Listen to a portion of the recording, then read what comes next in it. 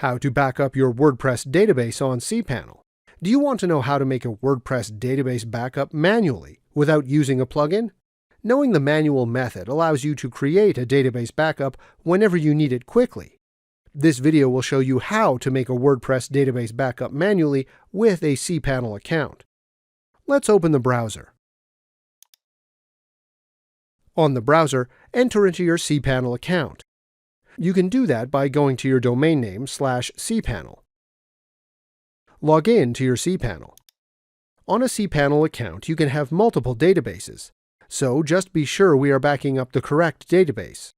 We need to check the exact name. If you have only one database, you do not need to do this. Click on File Manager. Go to the path of your WordPress install. This is usually on public_HTML, but it can be a different path. Here, find the file wp-config.php. Right-click the file, and from the menu, click on Edit. On this new editor, you will have the database name. Find the line that starts like in the text from the screen. The name of the database is this. Now, we can close the file because we have the name.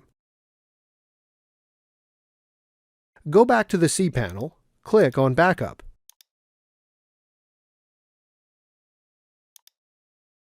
Here you will have a section, Download a MySQL Database Backup. Click on the name of the database. A file will download. That is the backup of that WordPress database. But what if you do not have the backup section on your cPanel? You can download the database in another way. Click on phpMyAdmin. Click on the name of the database you want to download from the left. Click Export. Now tap on Go. The database will be exported. Please note that this method is not 100% safe. I had times when the full database was not exported using this method. If you have a very big database, this might happen. So, these are two ways to back up and export the database from your WordPress site using cPanel. If this was useful, please like, share, and subscribe. You can watch more videos from the right.